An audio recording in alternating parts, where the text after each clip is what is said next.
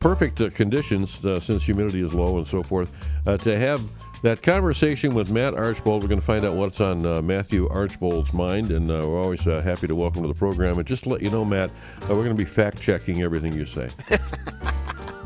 Good morning, Matthew. That sounds like my kids. Hey, I am speaking to my friends in Ohio, so I just do have a favor to ask.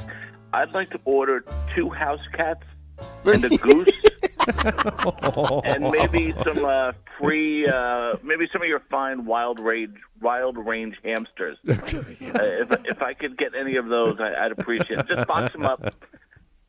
I'd like to have a conversation just between us, just for just a second.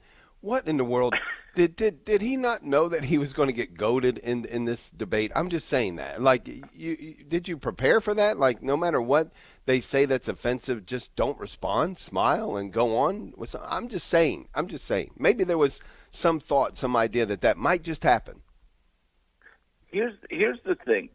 I think the thing that people like about Trump is the thing that we also don't like about Trump, right? Because if you go after him, he goes back, and for years people got fed up with Republicans just taking it, from the media. But the thing is, nothing goes unchecked by this guy. Even Kamala saying, oh, your rallies are boring. He had to go on a tangent defending his rallies, and it was torture. It was just torture. And didn't he know that was completely scripted? Like, they sat down in a meeting and said, if we say this about his rallies, he's going to respond. Like, couldn't help himself, yeah. Can't help himself. Now, the thing is, I will say, it did truly remind me of, like, old 1980s wrestling when so you have the 2 combatants, and then all of a sudden the referee would pick up a chair and like hit someone with it, and you're like, wait, what? What's going on here? So now you're a part of this. There we go. Yeah. There goes Bobo Brazil. Yeah. My goodness. Like George the Animal Steel, those guys, and you just didn't know what was going on, who was hitting who, and like David Muir and whatever the other one's name is.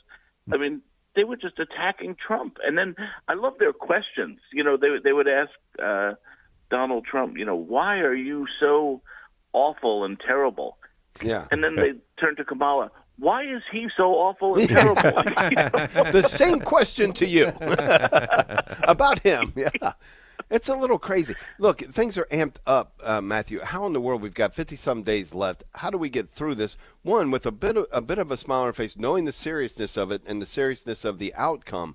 But how do we carry ourselves without getting too caught up in it, too angry about it, too anxious about it? That's a really great question, and I have no idea. Yeah, I'm with you. Because I truly think like the country kind of depends on this right now and the fate of the country. But the thing is, we're not responsible for the fate of our country. We have a much more important battle to fight, and that's the fate of our soul, which is a heck of a lot more important, and the fate of our children's souls. And that's what we really need to focus on right now, because the world is teaching us, our spouses, and our children everything that is antithetical to saving our souls.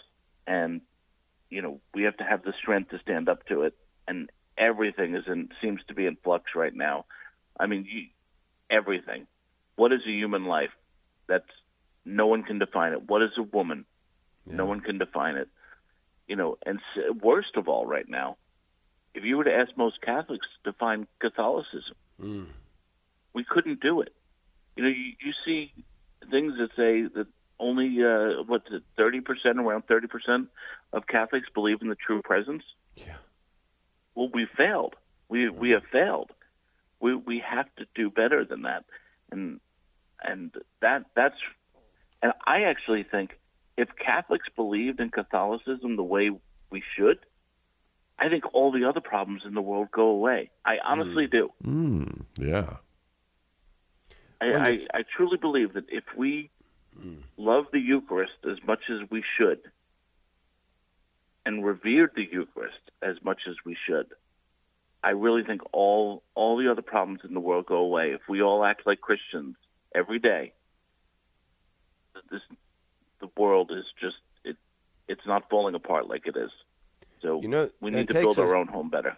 That takes us to a pretty fundamental understanding that we are the answer, but we are also the problem. Right, especially you, Dave. Let's be honest. I'm glad you said that because I was about to chime in.